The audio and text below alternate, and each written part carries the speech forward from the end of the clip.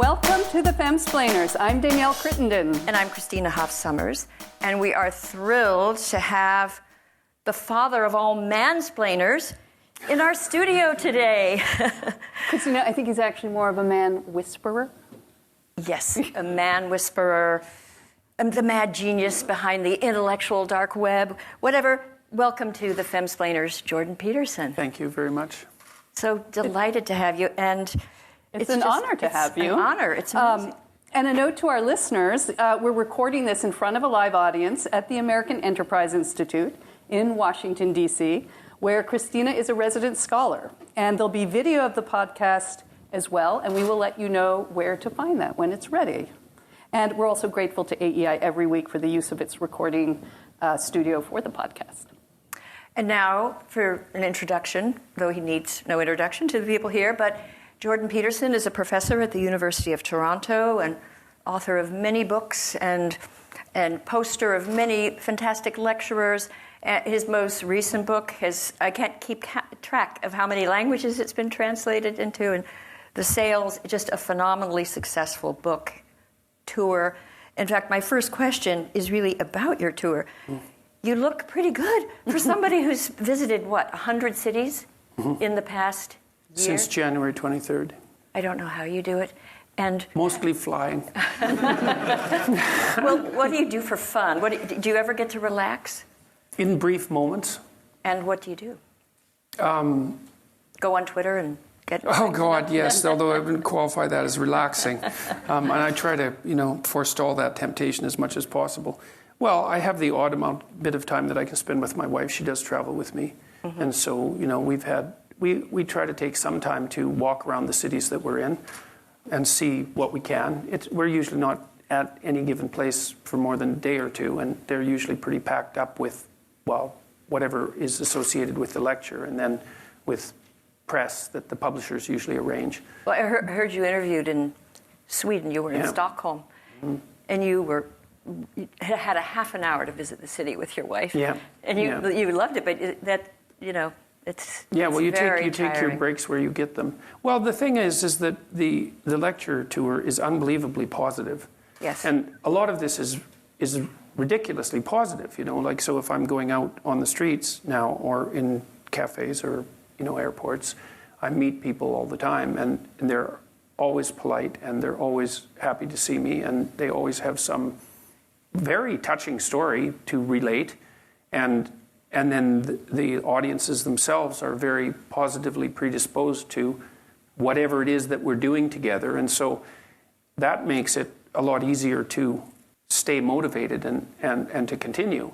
Right. It's demanding because everything's scheduled so tightly, and I do a different lecture every night, every time I go. I find that amazing because I give a lot of lectures and I anguish over every word, and then I have another one, and you go up without notes. Yeah, well, I have a large collection of things that I know how to talk about, and usually what I try to do is to formulate a problem before the lecture, right. And so I'm addressing a specific problem, right. And then I can track how I would set up the argument, and then I walk through it. But part of it's also an attempt to formulate the argument on the fly, to make the question, what would you say, to formulate it more precisely and to make a more precise and engaging answer. And then I can use the audience to judge whether or not that's happening.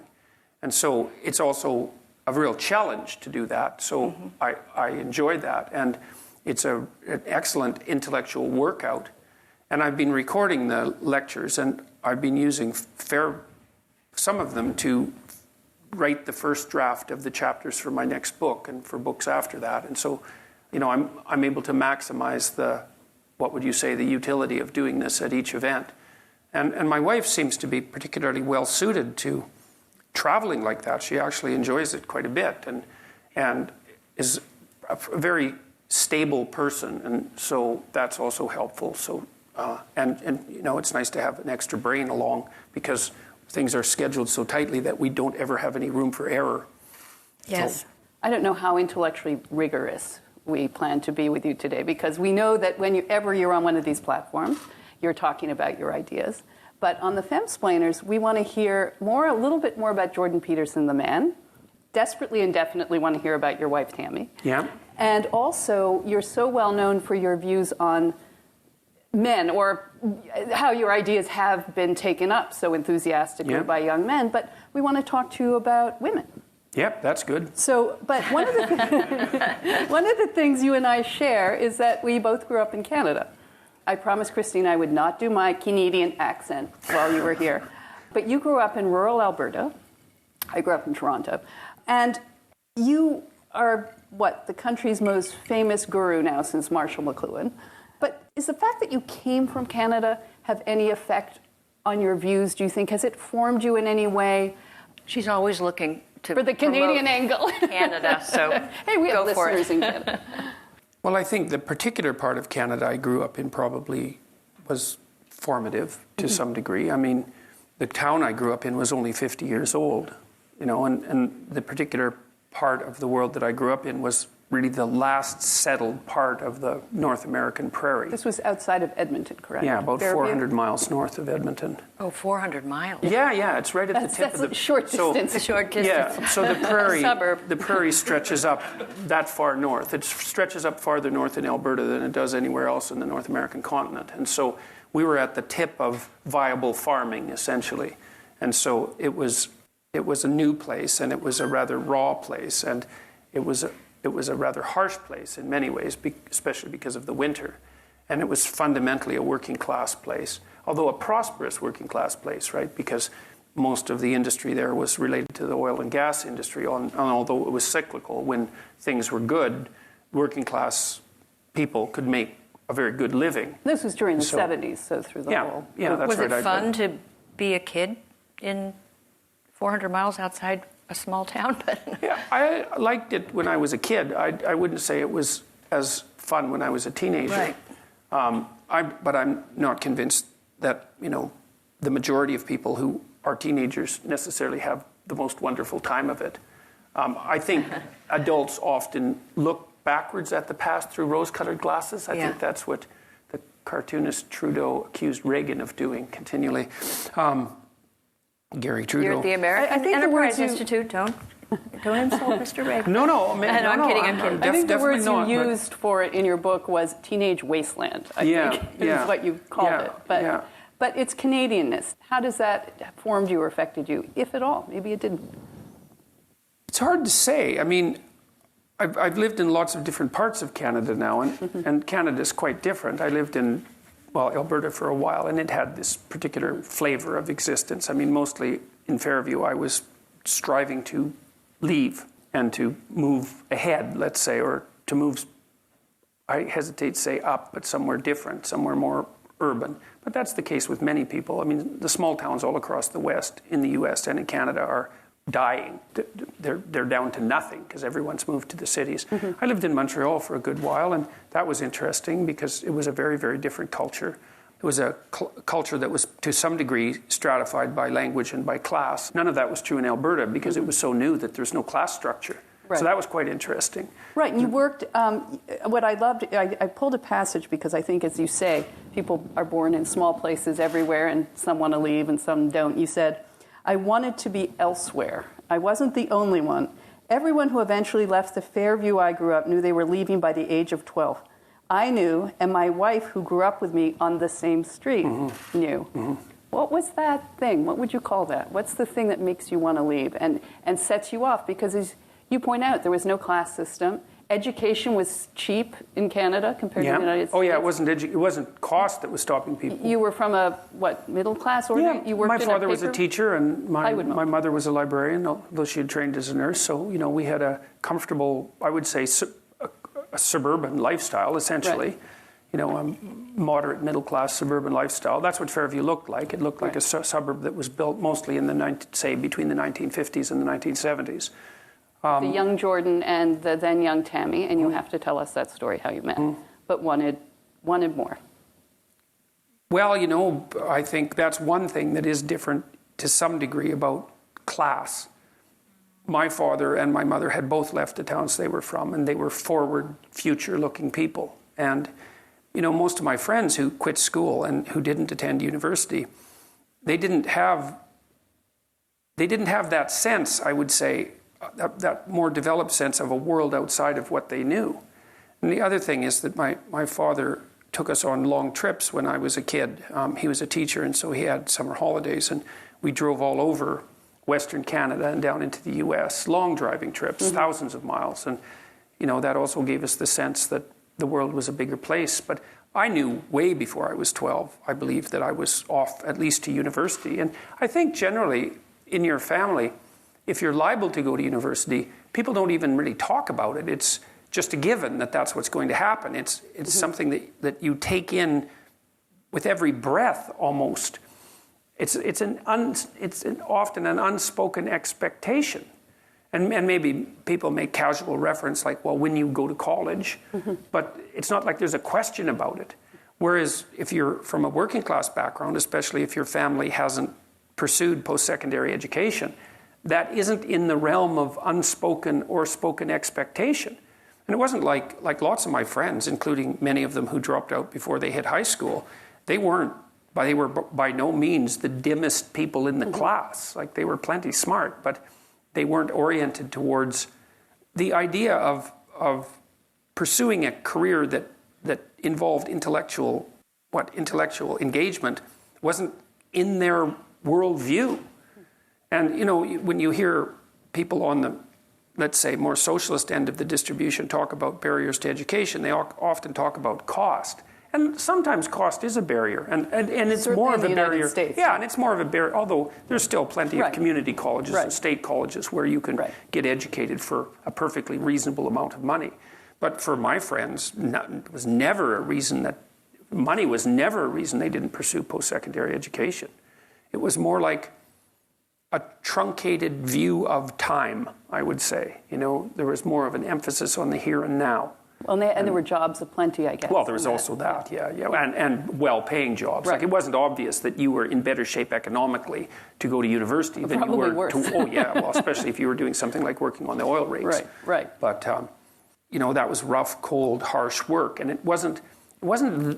Once you had an in, you could stay employed, but it wasn't that easy to land an entry-level job either.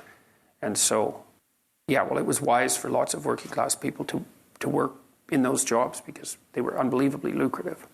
So, and they should have been, because they were very difficult and dangerous and frigid, cold and rough. So, it's not like the people didn't earn their money. Well, just tell us quickly, like, how you met your wife. You met her when you were 7 or 8 or in grade 3. In grade 3? Yeah. And did you fall in love with her in grade 3? In grade 3? Yeah. And was it mutual? Not in the beginning. She wouldn't admit it if it was. There were lots of the boys in grade 3 were in love with her. She had a whole little crew of guys that were perfectly willing to follow her around, and she was perfectly willing to exploit that. She was very good at it. Yeah, she was very popular. It's just girl. So wonderful that you met as children. Yeah, we were friends for a long time. We used to play chess together and croquet, and she was a vicious croquet player. She would... I don't know if you've ever played croquet, but if your balls touch, then you can stand on yours and whack it, and then the other person's ball will vanish off into the stratosphere, and she liked to knock it all the way down the street. And then she'd laugh, and so she always had a good vicious sense of humor. It's one of the things I actually admire about my wife when we've had our verbal disputes, which have certainly happened. She can string together a sequence of insults that's so hair-raising that you have to laugh. It's like, did she have brothers? She did. She has a brother, much older, 8 years older. But he's quite a peaceful person, and she had 2 sisters. Girls with brothers can get along with guys, because guys they show love and affection by insults. And jabs and jeers and I had a brother, and I sort of learned I could. But if you don't have brothers, girls are like, oh, that's so rude. That's so. Yeah. So she was. Yeah. Well, she has a naturally. Or maybe she came by it naturally. Acerbic twist. She did. Well, and her father is quite sharp-witted and he was a real town character. He's still alive. And he was a real character in the town, a real hyper extrovert. Everybody knew him, and he had a pretty good wit on him, and she had some of that. Well, it still does have some of that. So she was aside from her acerbic humor and her ability to whack balls. And I just don't want to go further on that description. That could have many things that tells us about you. But what else attracted? I mean, you've known her pretty much your whole life. So some of the other qualities that not just attracted you, but enable you to sustain. I mean, I think every young person in this room will want to know, and maybe there isn't one, but what's the secret? What's it like to be with someone that long? How do you sustain that? Well, I think if you're fortunate, some of it's good fortune. And I would say this is true. I've watched people in their relationships, personally for a long time, but also as a professional because I've done a lot of clinical counseling. And I mean, there's some things that need to be a given about the relationship, I would say. It doesn't hurt to find the other person very attractive. Mm-hmm. And that's a mysterious thing. We're not exactly sure what it is that produces, let's say, chemistry between people, although chemistry is definitely part of what produces it. There's subtle things that attract people to one another that are way below the level of consciousness. So, for example, women don't like the odor of men who have Rh blood factors, who, if they had children with, would be likely to produce a stillborn infant. Well, that's definitely a category on Match.com. When you right. Well, it's so strange though because how do you even know? Well, that's a good question, and you know by odor apparently, and so there's what if also you're wearing cologne. Well, then it would depend on what type of cologne it is. But RH, what was it? Right. Smell is a very strange sense, and it's very deeply tied to very profound emotions, including memory, and so you find people attractive for reasons that you can't always determine. And so that was part of it. I mean, I've always found her very attractive, and that continues. And I liked her combativeness, I think that you want someone, I think, in a relationship that you can spar with. And it's partly because you have hard problems to solve. And if the person that you're with isn't willing to put forward their opinion, then you only have half the cognitive power that you would otherwise have. And hopefully you find someone who's interestingly different from you, like not so different that you can't communicate, and you have to be careful of that, but interestingly different, and then hopefully they have the ability and the will to express their opinion, and then it's then your interest stays heightened. And there has to be that tension in a relationship. People think, well, I want to get along perfectly with my partner. It's like, no, you probably don't. You just get bored, and then you go looking for trouble.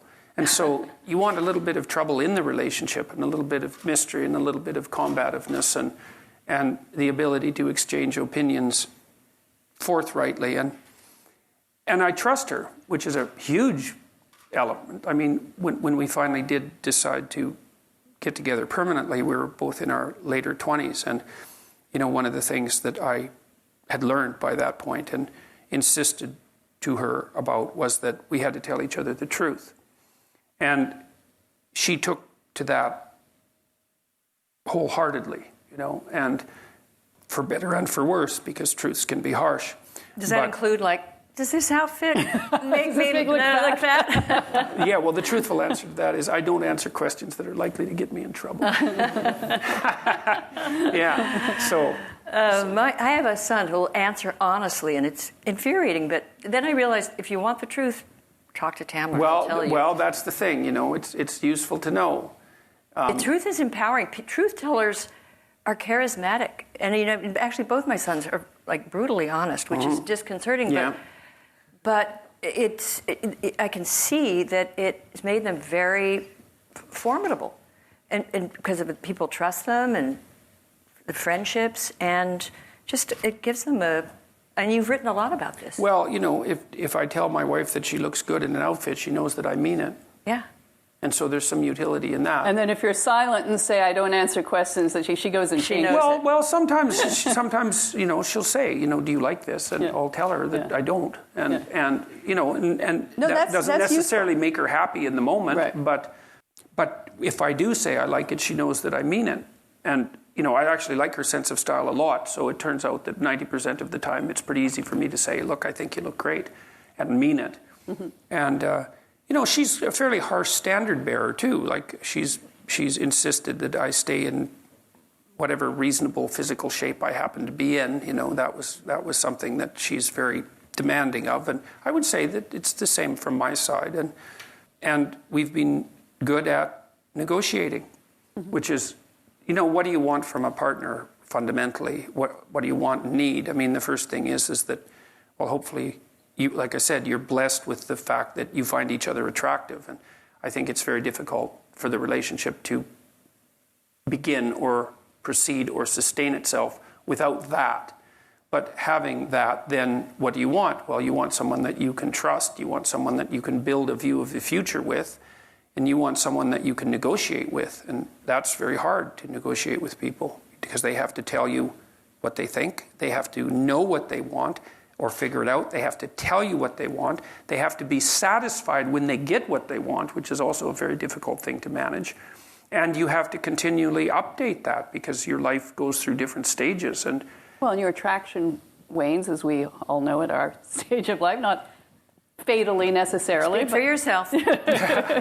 but you will go. I mean, you will not be 25 forever. So that has to be renegotiated. Yeah, well, and you have to work at that too, right. And that's something that people also don't understand because they tend to think that all romantic interaction should be spontaneous. It's like, well, if that's your theory, then you might as well just give up right now if you're going to get married, because the only reason you can think that is because you don't have enough responsibility to make romantic entanglement virtually impossible. And what happens when you're married, especially when you have little kids, is that, and you both have a job, let's say, is you're so busy that the probability that you're going to find time for spontaneous mutual interaction decreases to zero. And so if that's what you're hoping for, then you're never going to have it. And so what you have to do is you have to make time for each other. And, if you're dating, when you're establishing a relationship, well, you put some effort into it. You decide that you're going to go out for dinner and you dress up to some degree and, you try to present yourself to each other in some halfway mutually acceptable manner. And you hope that there's going to be a positive consequence of that you're going to find each other attractive. But then people somehow think that once they're married that the same amount of effort isn't necessary, and that's wrong. I would say more effort is necessary on the same front. And you have to think it through. It's like, if you don't want to be bitter about the intimate element of your relationship, how much time do you have to spend together each week? And my rule of thumb, sort of derived from clinical observations, is that you need to spend 90 minutes a week with your partner talking. And that means you're telling each other about your life and staying in touch, so that you each know what the other is up to.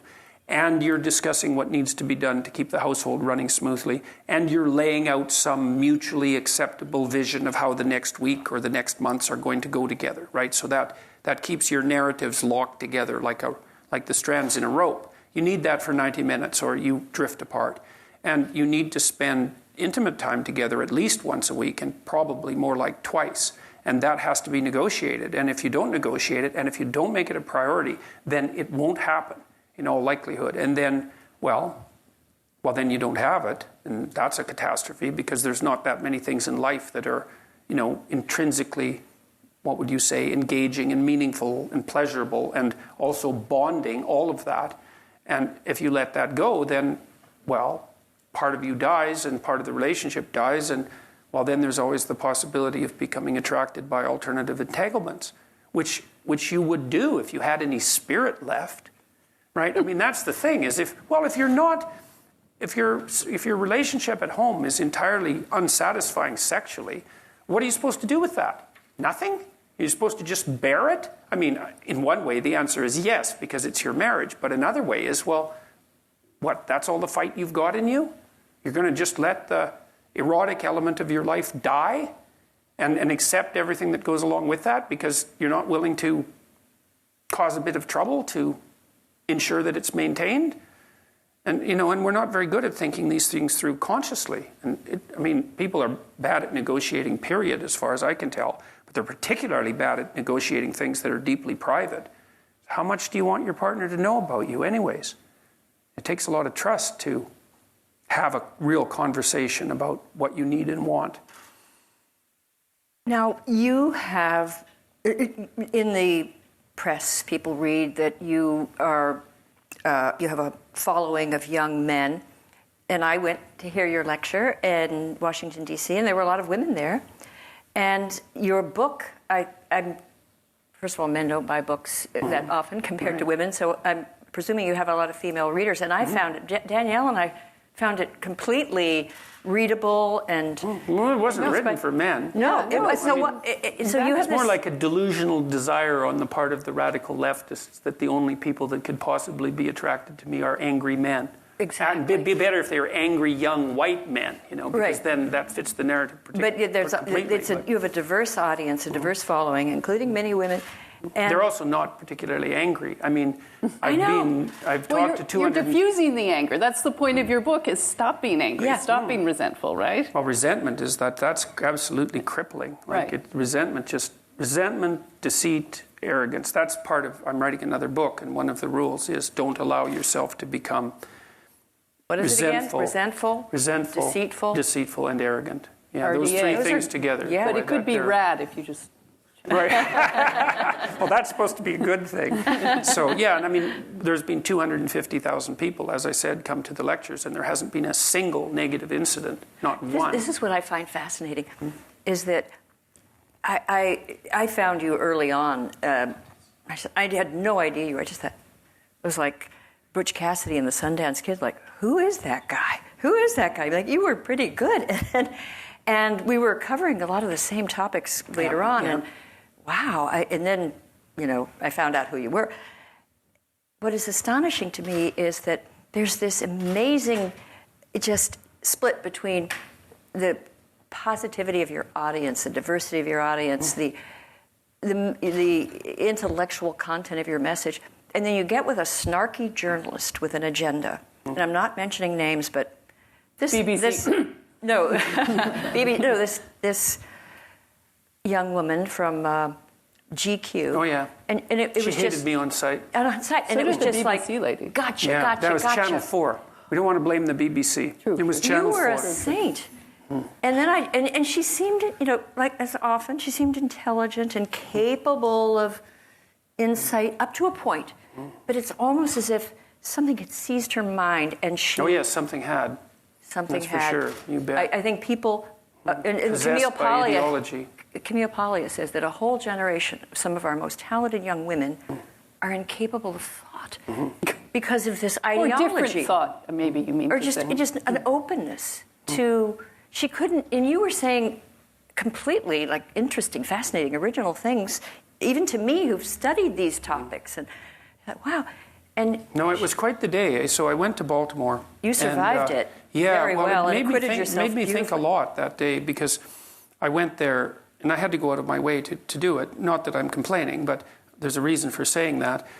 So I got there. You had to go to Baltimore? Yeah, well, I was talking in Baltimore. Oh, okay. So There's the aquarium. And I showed up to the hotel room where this was all occurring. And, what you expect, generally speaking, even from journalists who aren't, who are more of the attack dog variety, or who maybe aren't positively predisposed to you ideologically or personally, you expect a certain modicum of professional politeness. Right.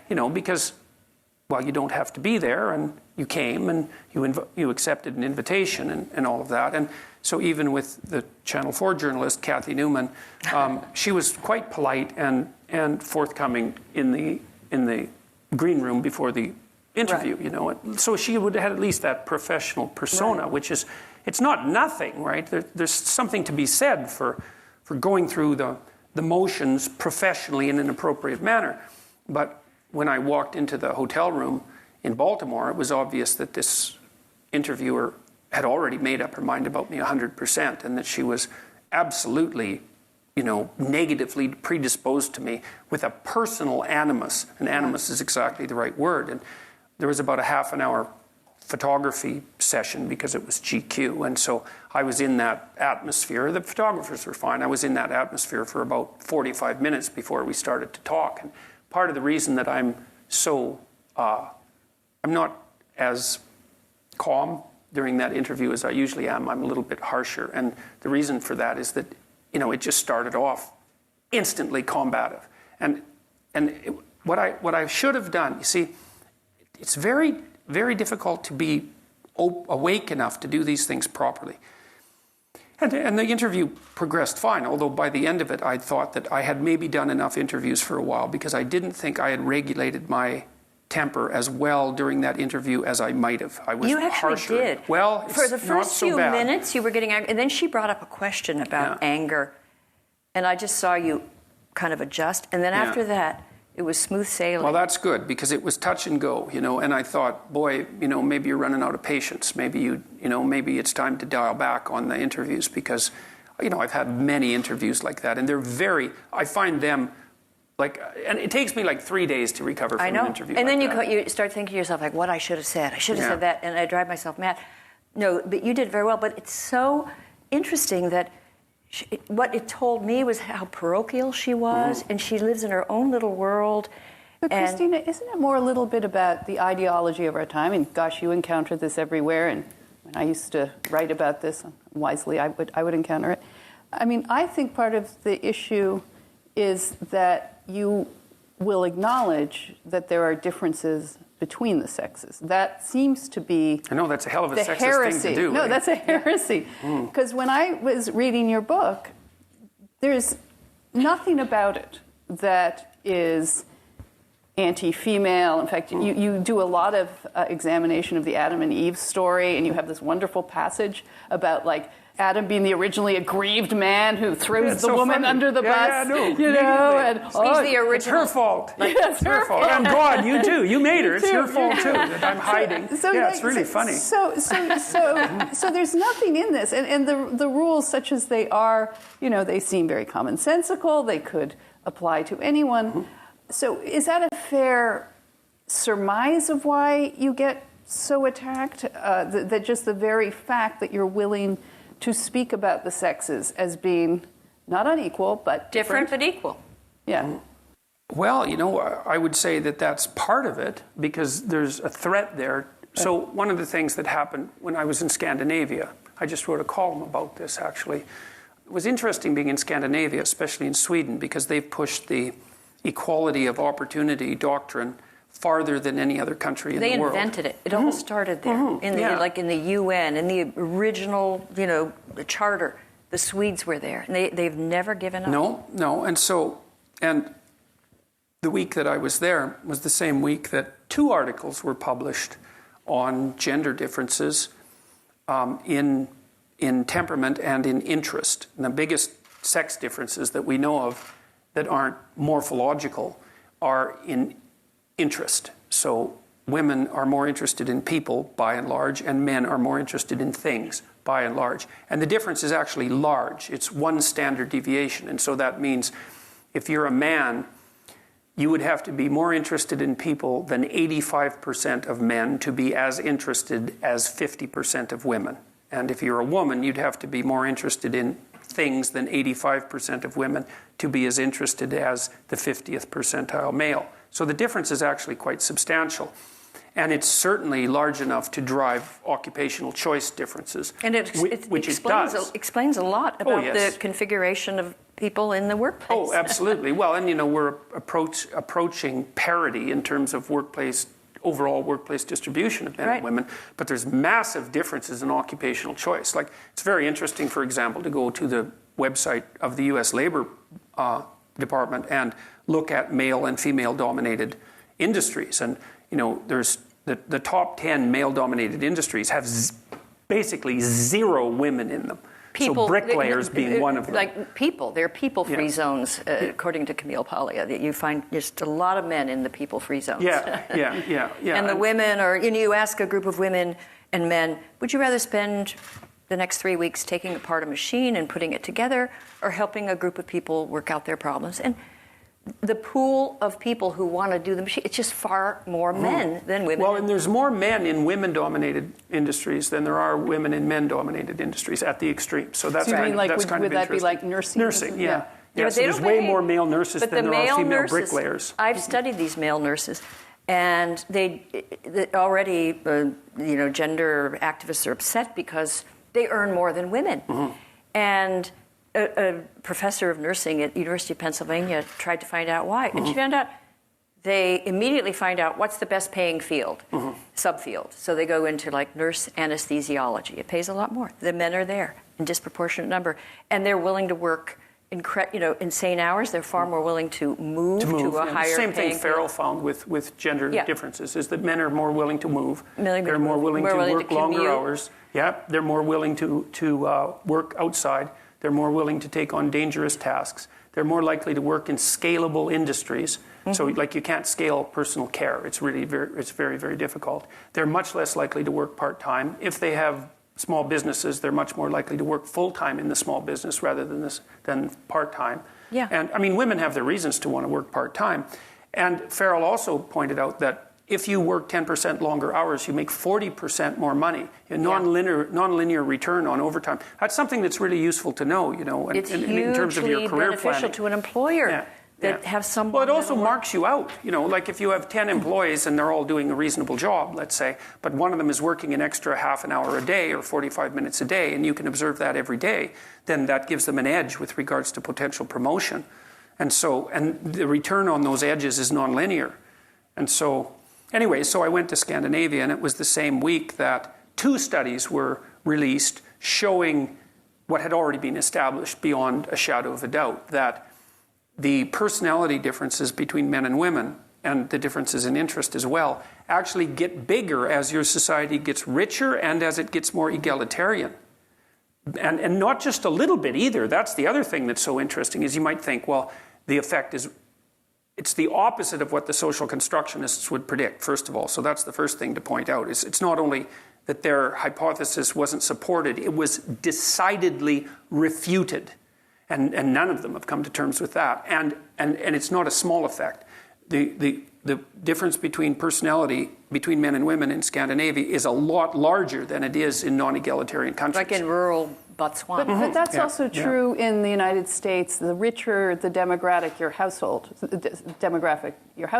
the more likely the woman is to take time out and be at home with the kids. Right. Because she can afford to do it. She can afford to do it, and she can afford to major in odd, low-paying fields like feminist dance therapy or something. Well, the other thing you see too is that one of the things that's also interesting, I think, is that there's this idea that marriage is a patriarchal institution, that's primarily put there for the utility of the male, and you think, well, I think that's complete bloody rubbish, and I don't think there's any evidence to support it at all. But I think the best counter evidence is that, well, if that's the case, then rich people shouldn't be getting married because they don't have to oppress themselves. But the truth of the matter is that the higher your demographic position, the more likely you are to be married. So marriage has fallen apart among, And the more likely the wife is staying home, but not. I mean, she has all sorts of pursuits, but she's not. Well, there's an old saying: any woman who marries for money earns it. Yeah. Let's pause there for a quick break. Hey, Christina, how's your holiday shopping going? Oh, I'm at that stage where I'm trying to figure out gifts for a lot of people whose tastes I don't know and don't understand, including my 2 grown-up sons. Same, but I can give you a Secret Santa tip. It's called Scentbird. Of course, Scentbird. Yes! Scentbird is our luxury fragrance subscription service, which allows recipients to choose a new cologne or perfume every month from over 450 designer brands. You get generous-sized samples in sleek, reusable travel sprays. And I've been loving experimenting with so many lovely fragrances. I wouldn't have tried them if I had to commit to a whole bottle. I know, and my 2 daughters have been so jealous of my subscription, so this holiday I'm getting them each one of their own. Yeah, but I don't see how that's going to help me with my sons. You forget, Scentbird is for men too. There's a full selection of designer colognes for our guys, including such high-end brands as Xenia and Hugo Boss. Oh, that's a great idea. And since they're always complaining they don't know what to get the women in their life, Scentbird will solve that problem. Yeah, especially as it means they won't even have to go into a store. We know how much men love holiday shopping. Done. Just remind me how I do it. Visit scentbird.com/femsplain. Use our code FEMSPLAIN for 50% off the first month. That's only $7.50 for your first month. Free shipping. scentbird.com/femsplain and use our code FEMSPLAIN for 50% off your first month. I might get one for my little dog, Izzy, too. She could use a nice scent.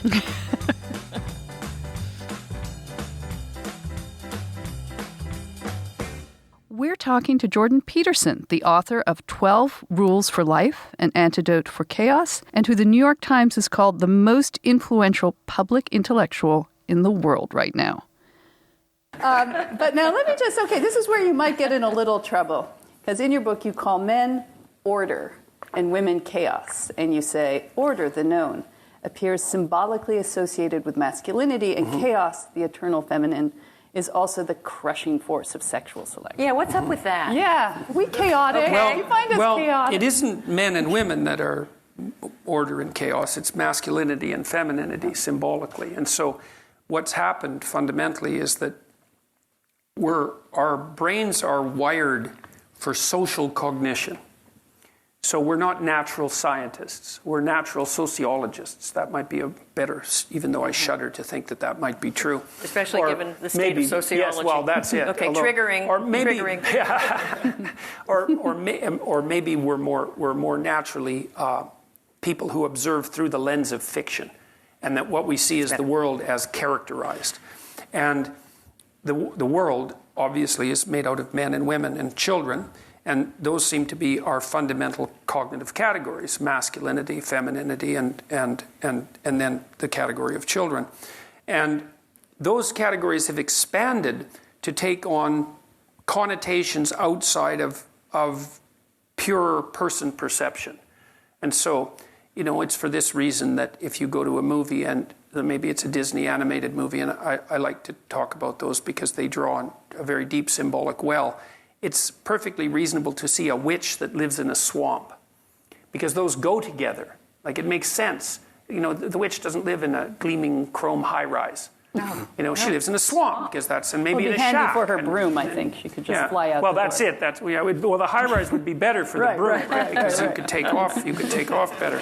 But there are categories of symbolic association that are natural to the way we think. And the fundamental elements of those categories seem to be gendered. And so this is partly why I make reference to Taoism, for example. So for the Taoists, the world is made out of chaos and order. And chaos is the domain that you don't understand and that emerges unpredictably, but also the domain from which new forms emerge. Right? Because it's from novelty that the new emerges. And I think the fundamental association between femininity and chaos is the association between what's unexpected and novel and what's new. Because new forms emerge from chaos. And it's not that chaos is bad and order is good. That's not. Both have their pathologies. Both have their pathologies. And their virtue. Yeah, yes, and what you're looking for, and this is what the book concentrates on above all, is that you're looking constantly to find the balance between those two. So, for example, formally speaking, the domain of order is that place that you are when what you're doing is producing the results that you want to have produced. So imagine, think about the preconditions for not being anxious. Okay, so the preconditions are that you're constantly making predictions about what's going to happen next. And those predictions are tied tightly to your behavioral output. So you act in a certain way and you presume that a certain thing is going to happen. And if your actions produce the results that you desire, then you assume that you know where you are and you know what you're doing, and that your plan is intact, and that the environment is secure, and that keeps your anxiety under control. That's order. And then, maybe you're at a party and you don't know anybody, and you tell a joke and everybody looks at you like what you said was not only not funny, but also downright offensive. And then all of a sudden you've moved from the domain of order into the domain of chaos, because you thought you were somewhere, and you thought you were someone, and you thought you were with people that were of a certain type, and you got all that wrong. And so We're also suggesting it is going to be the woman who says, I find that really offensive.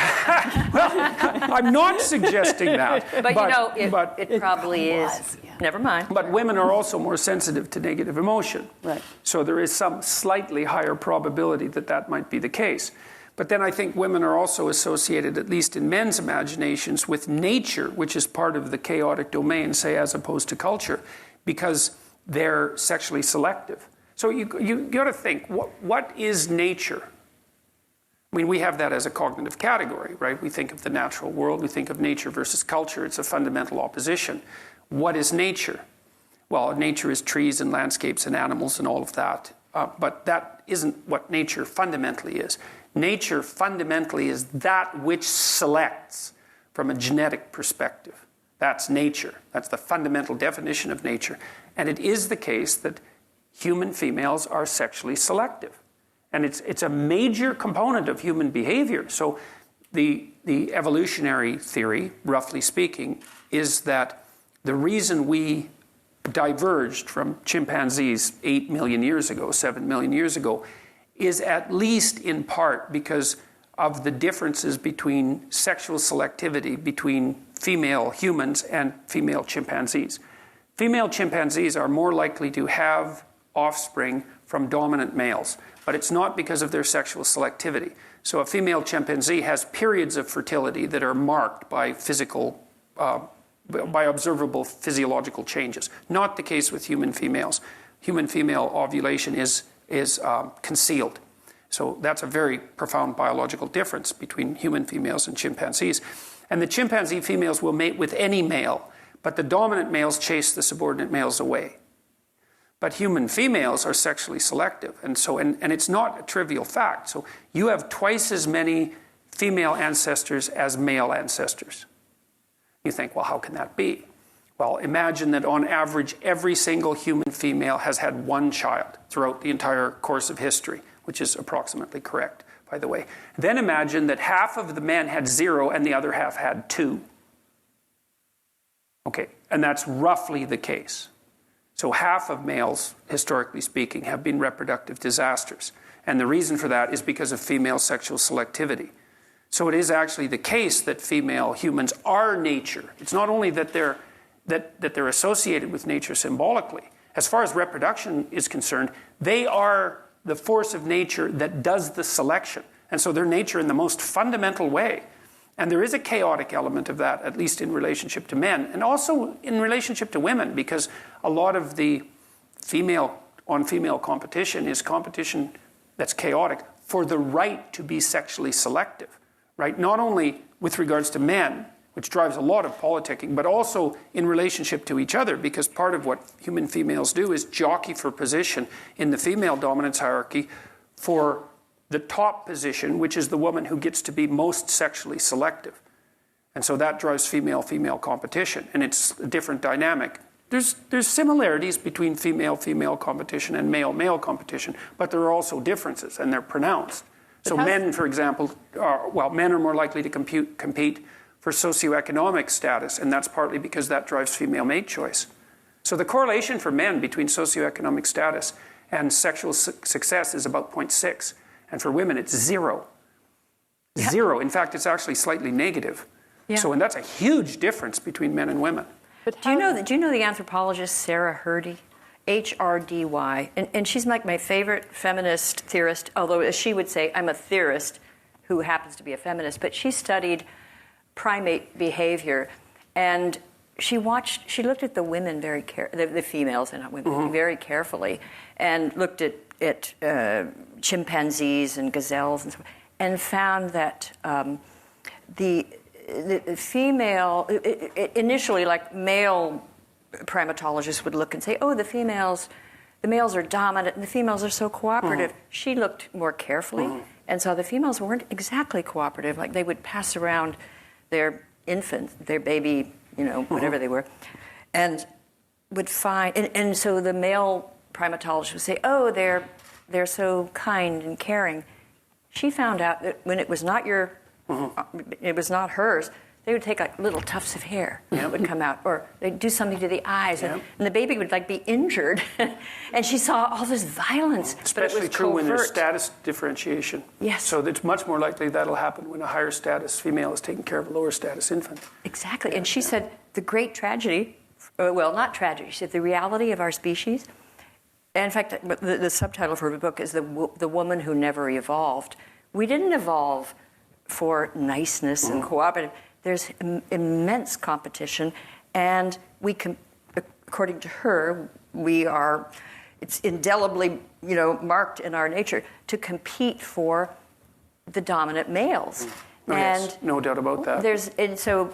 And that seems true cross-culturally as well. That does flatten out a little bit in the more egalitarian societies. Yeah. So instead of being exaggerated, it does flatten to some degree. Right. So you could imagine that there's a biological component and a cultural component. Of course, and both. In that case, if you modify the cultural component, then that seems to decrease the overall. So, let me be more clear about this. Women are less prone to mate up across and up status hierarchies in Scandinavia than they are in less egalitarian countries, but they're still prone to do it. So worldwide, for example, young women find men who are about 4 years older than them maximally attractive. And they tend to mate across and up status hierarchies. And so one of the consequences of that, for example, is that as women have entered the workforce, they've actually driven inequality, because rich women will only marry rich men as rich as them or richer, whereas rich men will marry women who are poorer than them, but women won't.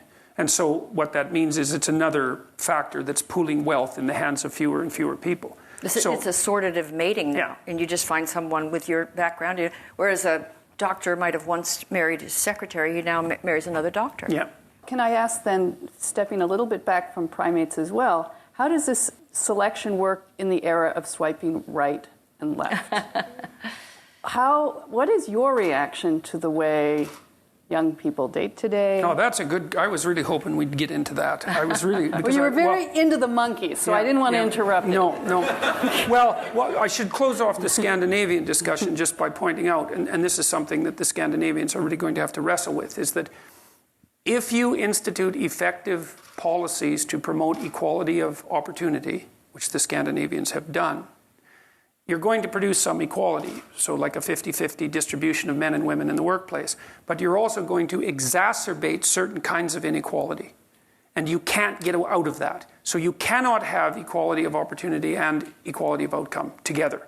They don't work together. And equality of outcome, the essential equality of outcome doctrine, which is often described with the code word equity, is that at every level of every occupation, the people have to be represented by the same number that they're represented in at the population.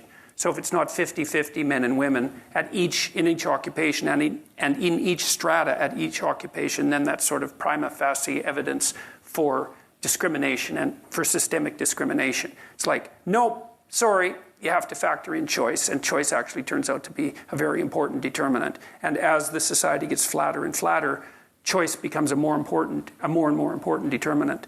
And so what that essentially means is that the most radical end of the left-wing political agenda is logically impossible, apart from the fact that it's impossible for a variety of other reasons. And they should look at the data. I mean, it's just a cliche now of in any group of activists, and they'll say, oh, well, we need, in order for women to achieve equality, we need government-funded daycare, and we need online. They have it in Sweden. Yeah. Sweden has fewer women in managerial levels.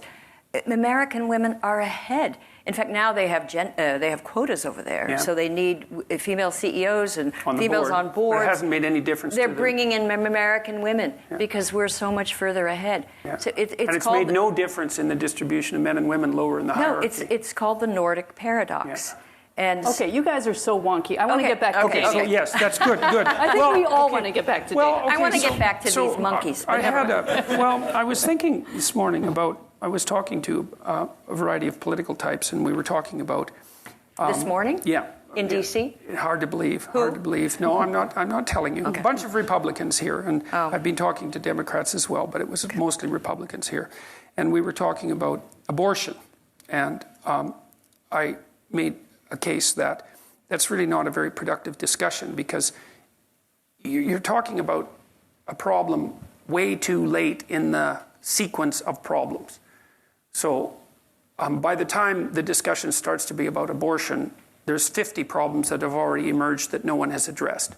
And some of those problems the fundamental problem is how human beings should regulate their sexual behavior.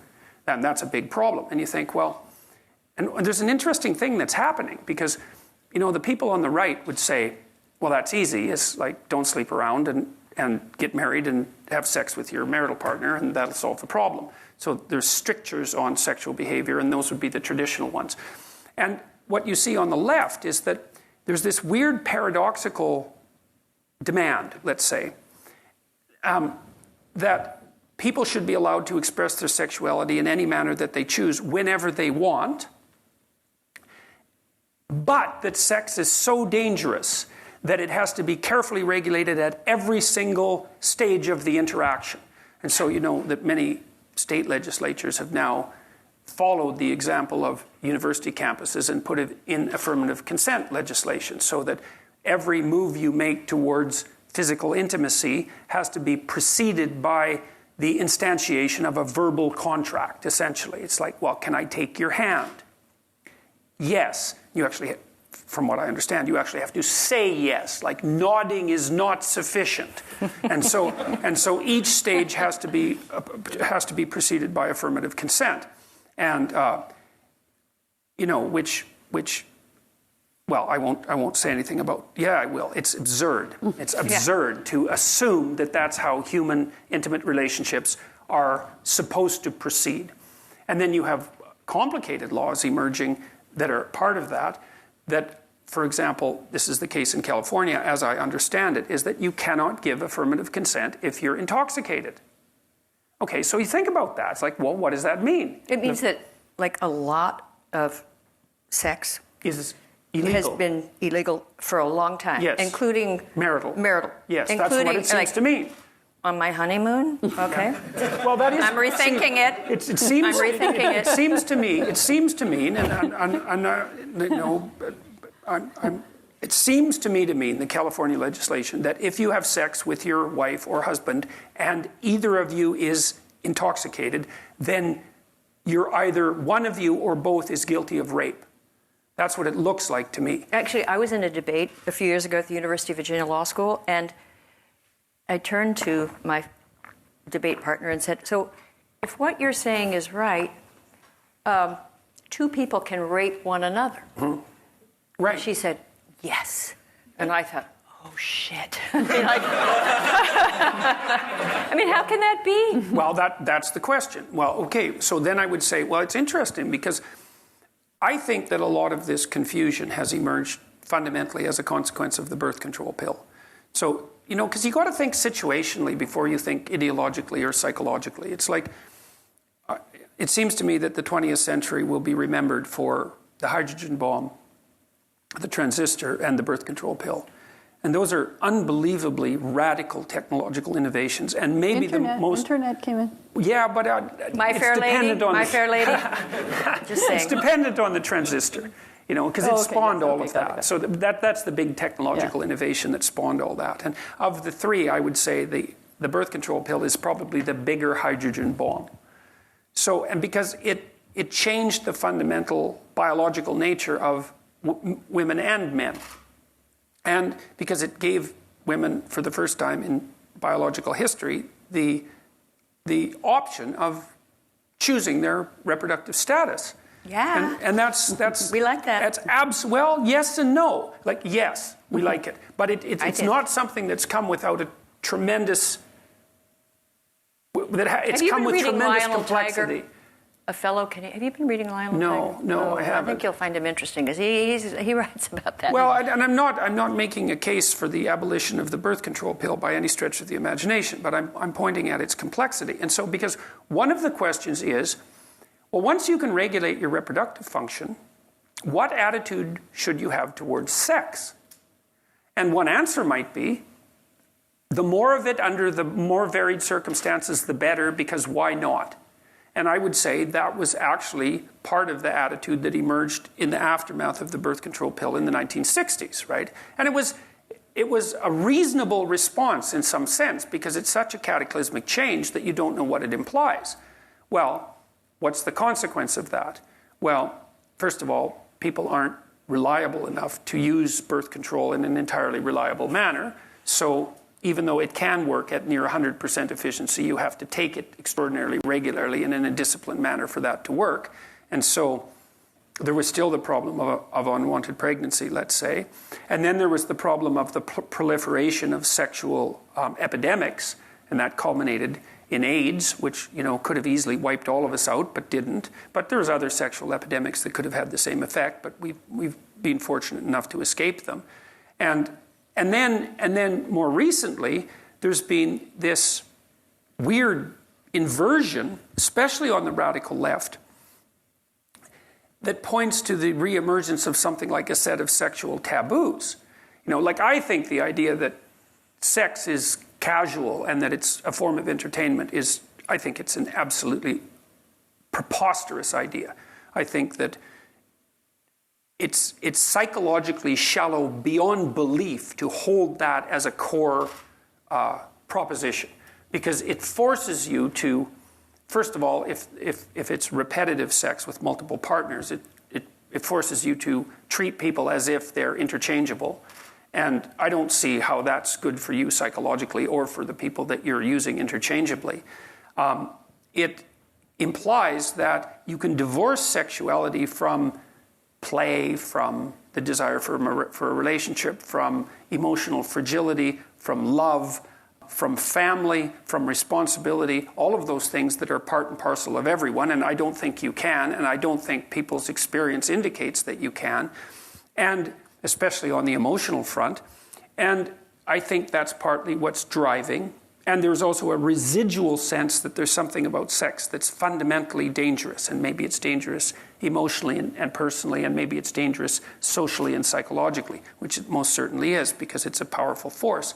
And the way the left is reacting to that is by insisting that all forms of sexual behavior are valid and that it's reasonable to manifest all of them, but that it's simultaneously so dangerous that absolutely every aspect of it has to be state regulated and in an increasingly draconian form. And so I think what needs to happen is that the left and the right have to get together and have a real discussion about what constitutes valid sexual morality. And that's the conversation you have to have way before you worry about solving the abortion debate, which is very divisive and very intractable. Well, one of the things we talked about actually just last week on the podcast is this cover story in The Atlantic about the sexual recession amongst young people, that despite the advent of the birth control pill, abortion is going down. But there's less sex. There's everything less is going down. Fewer hookups. Have you looked into that? Do you have an opinion on that? Well, if you raise the cost of something, you decrease its prevalence. And I think that it seems to be, dangerous now to hook up. Well, happen. I kind of think that it's also a reflection of the same thing that Bloomberg reported on just a few days ago. They said that across businesses, men are thinking, I'm not spending any time with a single woman that isn't associated with me in some formal manner, like my wife. I'm not going to do it. I'm not going to mentor young women. I'm not going to be in a room alone with them. Because I could face career annihilation. Absolutely, and instantly. They're frightened of young women now. But as Kate Julian said, that's part of it. But we can over-exaggerate the part. I mean, anxiety and depression is going up amongst both young men and young women. Suicide is going up. It's not just most people, I think, are not. We're talking about an elite demographic who is into the consent and political correctness and workplace. This is across the board, and it's global. It's happening even in Sweden. It's really happening in Japan. Yeah, and Japan, exactly. So weird things are happening. And that speaks to, and especially in Japan, they have people, especially young men, have given up on intimacy, and that having sex is actually. But have too they much given trouble. up on the sex robots? Right. No. Well, right. Well, that's Hello the question. Kitty Well, and there's pornography. Yeah, there's pornography. Basically zero risk But even when behavior. you allow for pornography, that men and women will sort of separate that from their actual sex life. But anyway, we're seeing a whole, I guess, collapse of intimacy, let alone sex. And I don't think that's just explained by the political nature. So I'd be interested in your thoughts. Yeah, well, I don't know the literature on the decline in sexual activity well enough to know if it's valid or reliable. But I think that in a stable society, you take lots of things for granted. You take the fact that men and women are going to be sexually attracted to one another for granted. And even though it's more fragile than it appears, it's suppressed more easily than you might think. And you take the idea that men and women are going to move together towards the establishment of long-term intimate relationships for granted. But that's partly because you don't understand what invisible preconditions exist to make that self-evident. And when those invisible preconditions are disrupted by rapid technological or sociological change, then things shift underneath you and you don't know why. A lot of it is traced to the advent of the smartphone, especially in the Generation Z.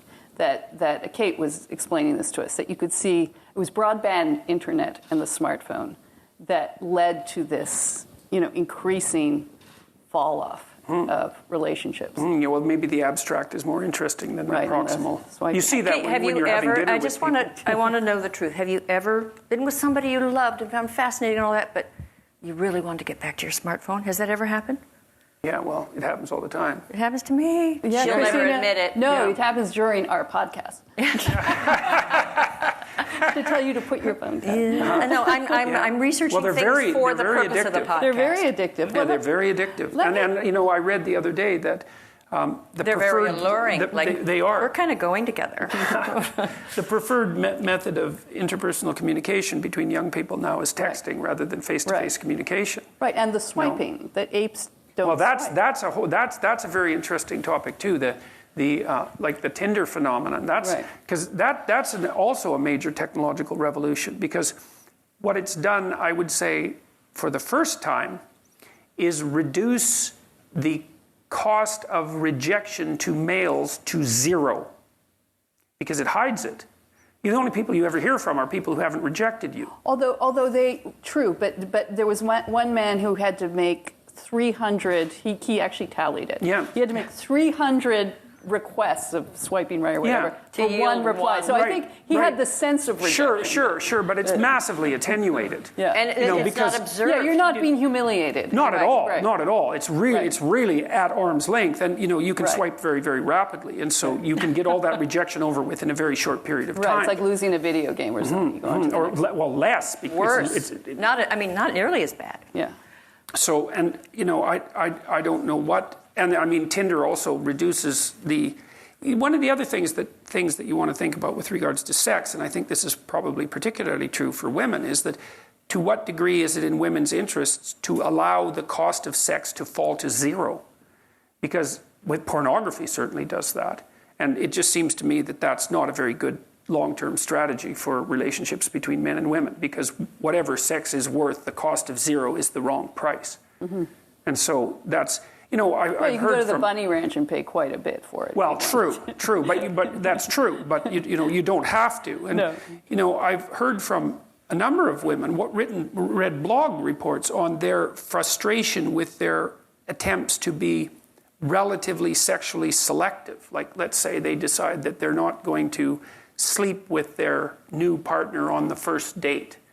They're frustrated by the fact that to the degree that they're being cautious in their sexual behavior, which I think is actually an admirable idea, that they're instantly outcompeted, especially if their partners are somewhat impulsive, by women who will say yes at the drop of a hat. And so, well, again, I don't think, it depends on what the goal is. That's the thing, is that there's short-term sexual gratification, but the literature indicates that married couples, for example, or couples in a permanent long-term monogamous relationship are more sexually satisfied than single people. And maybe the single people have to be parsed out into those who are sexually successful and those who aren't. But I suspect that wouldn't make that much difference. But whatever. There's the utility of relatively immediate sexual gratification, for whatever that's worth, and the adventurousness that goes along with that, let's say, the hunt and the excitement of having a new partner and all of that, and maybe even the danger that's associated with that, because people like to have a little bit of danger in their life. But what's the goal? It's like, what do people want? And I mean, there's a great book called A Billion Wicked Thoughts that was written by Google engineers. And so it contains great psychology, because Google engineers don't care about political correctness, and they just write down what they find, and they don't even notice that it's politically incorrect, hence James Damore, for example. And what they found was that women use pornography just as much as men, but the pornography that women use is verbal. It's not imagistic. And that the pornographic novels, essentially, follow the same extraordinarily standard plot line to the degree that publishing houses like Harlequin... I was going to say, it's the bodice rippers, the that's romance right. novels. Yeah, right. So in the Harlequin series, you have, the ones that were published like in the 1970s that are they're tame. There's a small bit they're pretty hot, actually. Well, there's a variety. They range from completely tame to essentially to hardcore pornography. But the plots are quite similar, and the plot is, young, relatively innocent woman finds powerful, interesting, dangerous male, tames him, and then they live happily ever after. Love. Yeah, yes. yeah, and it's the Beauty and the Beast plot, which is a fundamental. Wasn't the biggest search for women on Pornhub we discovered? We did an episode on porn. Was for women it was rape? Wasn't that like the? No, lesbianism. Or at least that was your porn. Yeah, that was your That's search. not me. Oh, okay. I don't know. You know what my porn is? Going to the Williams-Sonoma store. I know. It is. It is female porn. All those pots. Oh, the pots and pans. No, but Bill Maher, the philosopher Bill Maher, once said that men and women should never tell one another their fantasies because women are outraged by what we say and we're totally bored by what they say. And I thought, like, women have kind of these scenarios and, I don't know, unicorns. I don't know what they're doing. Storylines. And men, it's just like, I don't want to say this to you, but it is a lot of just close-ups of female body parts. Mm-hmm, mm-hmm. Yeah, well, men are much more visually oriented sexually. But now they're being shamed. I mean, now it's called the male gaze. Mm-hmm. And so there's all of this like, oh my God, the Sports Illustrated is exploiting the female figure. I think, yeah, I mean, men like it. Mm-hmm. And I'm worried that now, sort of the way in the past sexual gays were shamed, we're now reversing it and shaming like heterosexual. Yes, that's definitely happening. Remember, we had the young woman who complained about being whistled at, and I said, "Don't worry, it stops." With sexual behavior, the question is, what's the end game? And this is what people have to ask themselves. Is like one of the corollaries to the female pornographic romance is actually the establishment of a long-term relationship. And the question is, it's so funny because I got pilloried in the New York Times for talking about enforced monogamy. It's quite interesting, because that gets brought up like in every snarky interview. Ridiculous. It was so ridiculous. I talked to that woman for two days. I know, and it's just like a little side comment, and then that became like the Can you center, just explain, the showcase. like enforced monogamy? You mean forced marriage, or? No, I mean that it was an anthropological term which she knew perfectly well because she's a very smart person. And all it means is that there's a pronounced proclivity in human societies around the world to enforce monogamous relationships at multiple levels of the sociological hierarchy. You do it culturally, you do it in expectation, you do it legally. And enforced monogamy, my son was just married, and if he came to me next year and he said, hey, Dad, guess what? I've managed to have 4 affairs in the last year with hot women, and my wife hasn't found out about any of them. I'm not going to pat him on the back and say, good job, kid. I'm going to say, what the hell's up with you? You violated the vow that you took. You're putting your whole future at risk. You're betraying yourself and your wife. And, well, that's enforced monogamy. The idea is that the social norm is the establishment of a long-term monogamous relationship and that there are strictures put in place to support that, but also to punish deviation from it. And you say, well, maybe not so much on the punishment end, but it depends. It's like, what do you want? What is it that you want? You want a long-term stable relationship or not? And if that's the goal, then your behavior should be devoted to whatever it is that facilitates that goal. And I certainly don't see that casual and impulsive sex fits that bill, not in the least. And all of the evidence with regards to living together shows that that's actually detrimental to the establishment of a long-term relationship. So, first of all, common law marriage, people who are in a common law marriage are much more likely to be divorced. So that's the first thing. The second thing is, people who live together before they get married are much more likely to be divorced after they get married. So the idea that, well, you can try someone on for size and see how it works, and then you're going to see if you're compatible. It's like, that's one story. Another story is, well, how about you and I live together for a little while, and, if you're not so bad, but maybe I can find someone better, and if I do, in the next year and a half or so, because we're not hooked together in any formal way, I can just trade you in. It's okay, you can do the same to me. But I don't really see that as the sort of complementary mutual interaction that leads to the formulation of long-term trust. And I think it's a better story for interpreting what constitutes living together than, well, we're going to try each other out because that's what mature people would do. It's a lease or a rental. Yeah, well, that's right. Never wash the rental cars, Reagan used to say. Yeah, well, that's it. But most importantly, the data indicate that it doesn't work, is that you're more likely to get divorced, not less likely. Because maybe the right attitude is, well, you're probably about as flawed as me, and we're lucky that we found each other, and so let's see if we can make a commitment because we're engaging in something that's very risky, an intimate relationship, and we're going to commit to each other and see if we can build something of value across time. And there's a definite risk in that, but there's a complement to your partner. It's like, well, I think you're worth making a sacrifice for. And what's the sacrifice? Well, it's everyone else. It's a big sacrifice. And if you don't see that as a compliment, then I don't think you're thinking, because not only is it a compliment, it's sort of like the ultimate compliment. And maybe you don't get to have a marriage that works without that compliment. Maybe it's so difficult to establish a long-term relationship that's functional that you have to make a walloping sacrifice very early on in the relationship in order for that to even be a possibility. And maybe not, because what the hell do we know about what binds people together? But it's not that easy to stay with someone for a long period of time. It's a real commitment. It takes a tremendous amount of effort. So, anyways. Yeah, but that actually, you're bringing us back to the beginning and your time with Tammy. And one of the things about, I think, I'm going to guess this is a bit of an overlooked part in your chapter in your book, but it was like one of my favorites. It was your book on modern parenting. Oh, yes. And that was That's the one I thought I would get most trouble for. I know, but it reminded my critics don't read that far into the book, though. Well, my mother, when I had my first child, gave me a 1950s copy of Dr. Spock, and he was considered so controversial, and yet he was just like the most sensible person, knew children very, very well, was a pediatrician. And your rule for parenting is, do not let your children do anything that makes you dislike them. And you kind of, in that one chapter, and it's not even one of your longest chapters, just did this wonderful sweeping overview of modern parenting and the problems, and in some ways that we're producing maybe some of these kids who are prolonging the markers of adulthood, that you feel that parents, you said, you see today's parents as terrified by their children, not least because they've denied credit for their role as benevolent and necessary agents of discipline, order, and conventionality. And then you told some hilarious stories about when your wife ran a daycare center out of your house, and you would get into tests of wills with some of the 2-year-olds. But yeah, they're tough, man. 2-year-olds can be really tough. You described your son as ornery. I'm glad to hear he got married. Congratulations. Tough kid.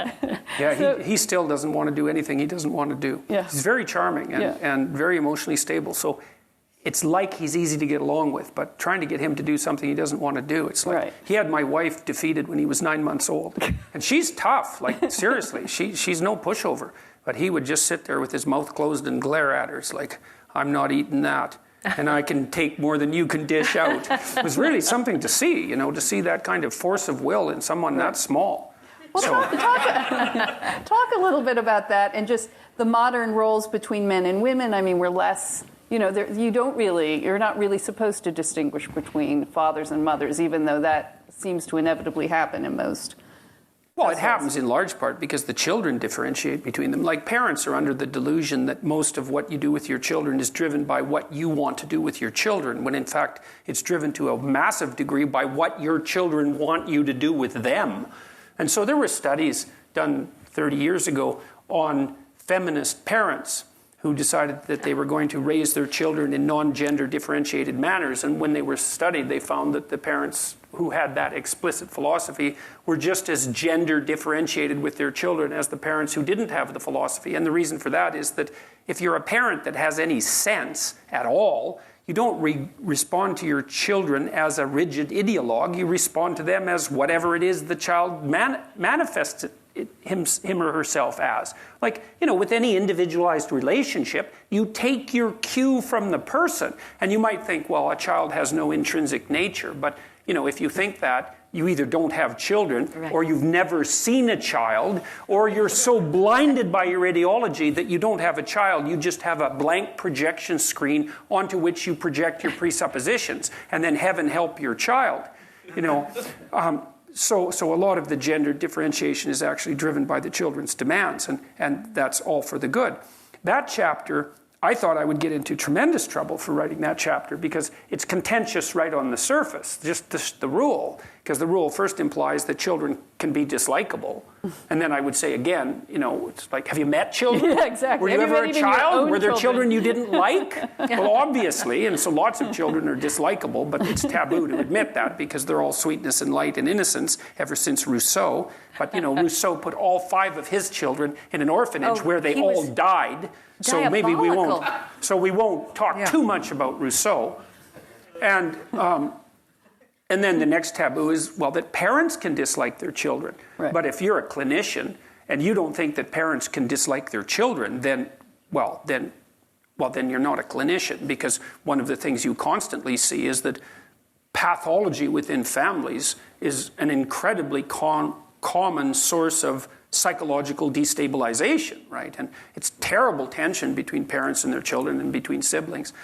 What I suggest in the book, which I think is radical by today's standards, is that your fundamental job as a parent is to ensure that by the time your child is 4 years old, that they are maximally desirable to other children and to adults.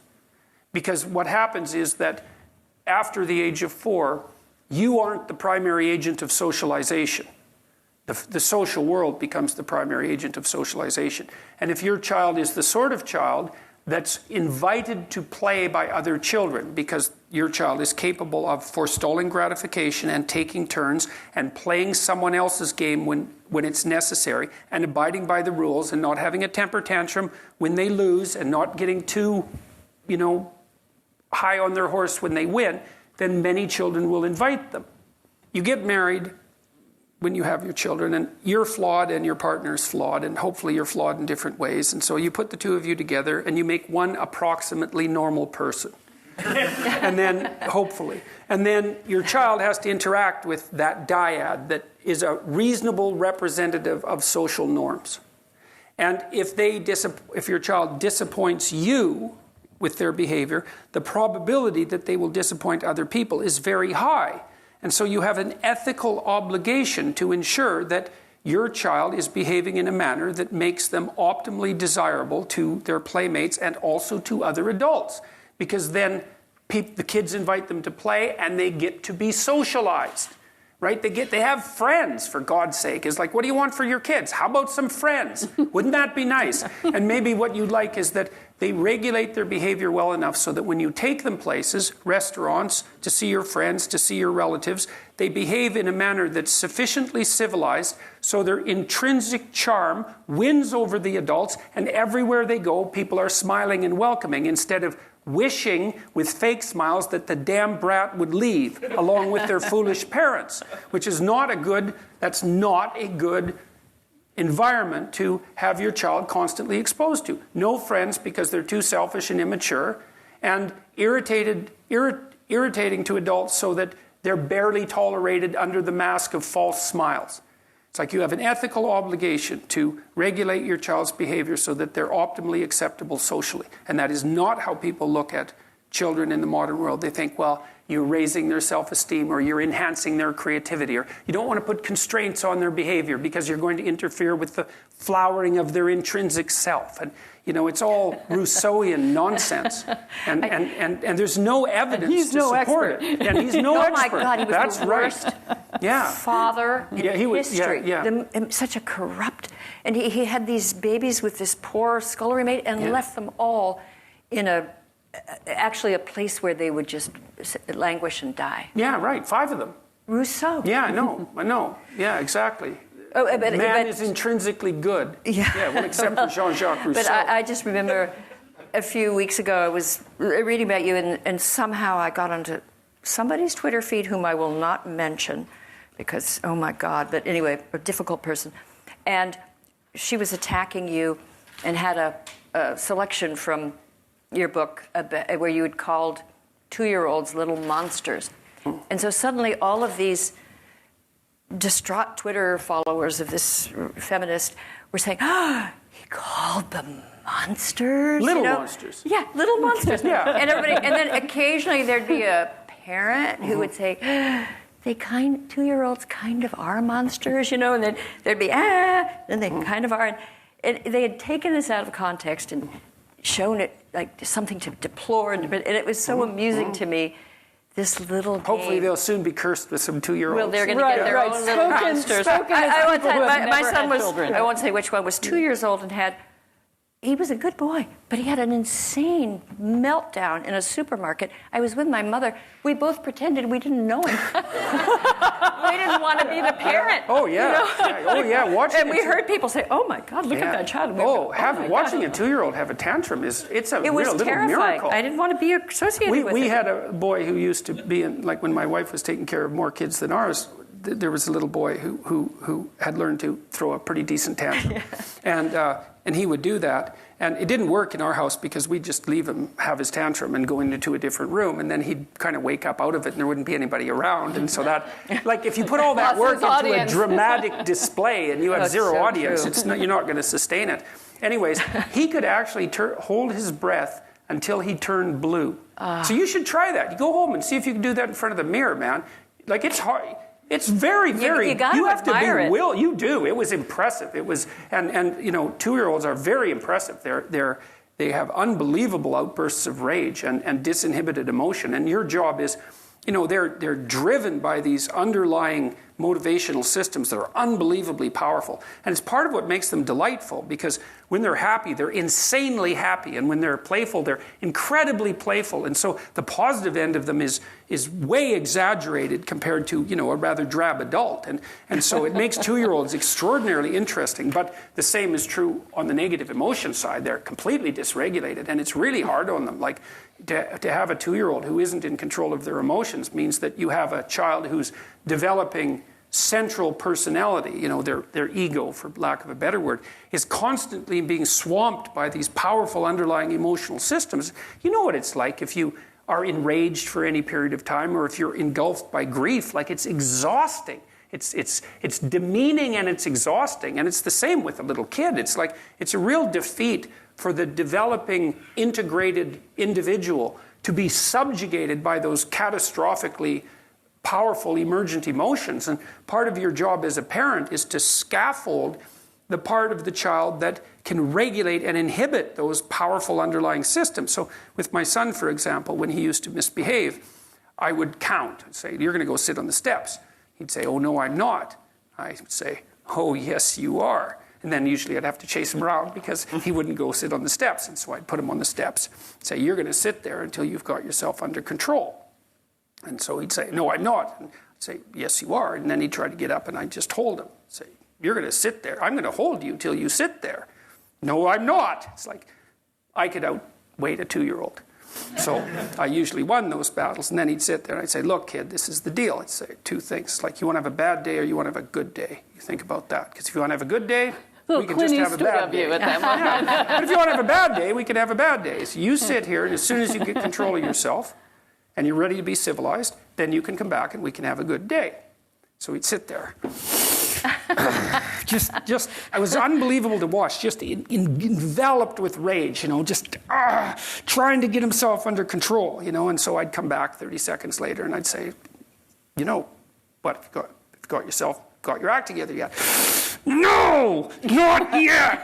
And so then I'd wait, and usually it took him 2 or 3 minutes, and he'd calm down, and then he'd come back out and he'd say, I'm ready to have a good day. And he meant it, and I could tell he meant it too, because whatever resentment I was harboring towards him for his misbehavior, and you have to watch that when you're an adult, would vanish, because he'd come and he was done.